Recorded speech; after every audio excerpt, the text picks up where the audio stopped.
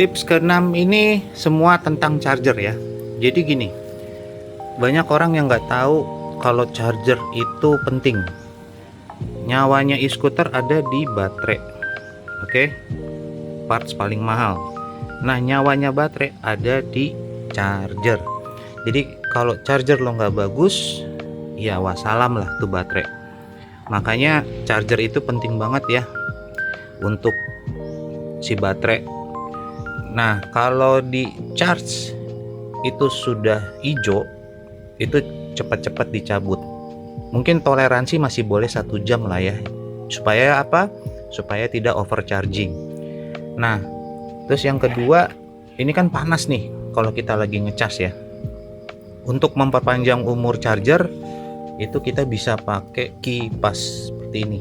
Jadi kalau charger ini udah mulai panas, dari awal udah kita pasang kipas, ini charger tuh adem banget. Bahkan ada beberapa charger yang dipegang tuh udah panas banget. Jadi kalau dari awal udah dipakein kipas, dia dipegang pun adem gitu, udah nggak ada panas-panasnya. Ini bisa memperpanjang umur charger. Sama kelebihannya, dia bisa bikin pengisian baterai lebih stabil. Yang pasti kalau udah lebih stabil, dia bisa bikin baterai lebih jauh. Itu kalau dengan simple memakai tips hacks pakai kipas kayak gini. Nah, charger juga untuk supaya tidak overcharging, lu bisa pakai timer. Jadi lu akan tahu lah nanti berapa lama butuh waktu. Jadi biar tidak sering overcharging, bisa hacknya pakai timer. Nah, lalu charger itu ada berapa jenis ya? Ada yang bagus, ada yang enggak. Jadi kalau lu beli skuter, pastiin chargernya ori. Nah, ini banyak kejadian untuk orang yang beli skuter second itu ternyata chargernya nggak ori gitu. Nah, itu sangat pengaruh ya nanti ya ke kualitas baterai. Nah, supaya tahu chargernya ori apa enggak, gampang. Lu bisa nonton review unboxing skuternya atau skuter ori bawaan charger di skuternya dari webnya. Nah, lu samain chargernya sama enggak. Kalau misalnya nggak sama, lebih baik lu beli charger yang bener. Nah, untuk mengetahui charger yang bagus yang enggak tuh sebenarnya gampang. Ini di depan gue nih ada charger yang bagus-bagus, ini yang jelek-jelek. Itu dari beratnya aja udah beda banget. Misalnya ini sama-sama 42 volt. Ini tuh ringan banget ya, sama jelek lah gitu. Kualitas build plastiknya jelek. Ini tuh malah beratnya itu lebih, mungkin bisa 3 kalinya yang ini. Jadi dari beratnya aja udah ketahuan gitu. Dari build quality bahan plastiknya juga udah beda. Jadi kalau yang berat itu biasanya charger lebih bagus. Ada charger juga yang kayak gini pakai kipas, casingnya plastik, tapi ini sebenarnya jelek ini. Walaupun ada kipasnya, ini ringannya minta ampun ini. Ini aja nih yang segede gini, sama yang sekecil ini masih beratan yang sekecil ini. Jadi pastiin aja charger lo harus yang ori atau yang premium. Nah, kalau lebih bagus lagi beli yang smart charger yang bisa ada auto cut off, ada kipasnya, ada auto kipasnya, bisa nyala ketika panas. Nah, charger yang smart charger ini biasa casingnya besi dan ada indikator LCD-nya. Di konten gua sebelumnya ada bahasan tentang charger nih, jadi itu coba ditonton. Jadi charger yang suka ditaruh di tas skuter, sering kegoncang atau sering kebanting charger itu, dia bisa mempengaruhi output voltage-nya. Nah, itu sering-sering aja dicek outputnya pakai multimeter, apakah masih sesuai dengan output yang ada di keterangan di charger ini. Kalau kira-kira udah pada turun, ada beberapa charger seperti konten gue yang lama itu, dia ada yang masih bisa di adjust ulang, ada yang udah nggak bisa. Jadi itu tolong dipastiin aja kualitas voltasenya masih sesuai ya.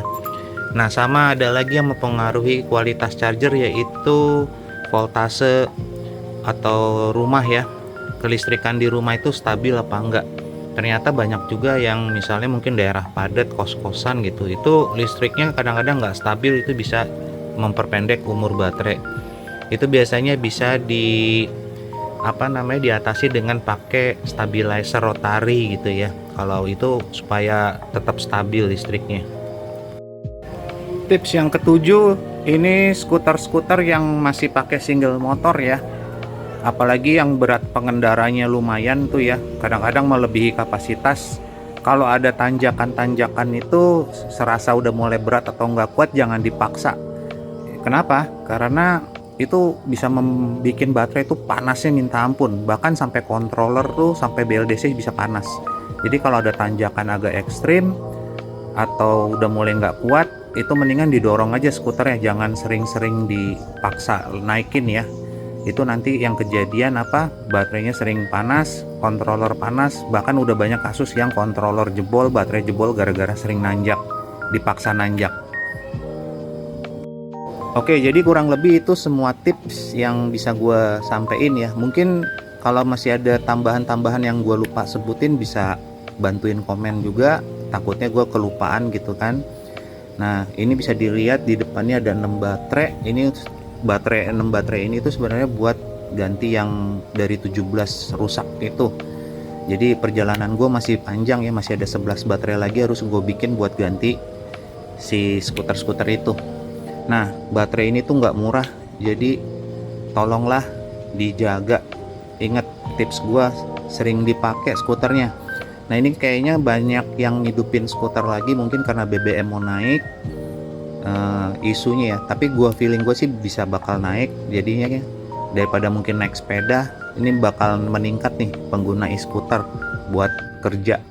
Nah, ini yang udah pada rusak-rusak ini kayaknya pada mau dihidupin. Jadi mungkin dia baru kepikiran nih setelah berapa tahun nggak dipakai, wah bentar lagi biaya bensin naik nih, gue mau pakai deh skuter aja gitu kan. Pas dicek baterainya mati gitu.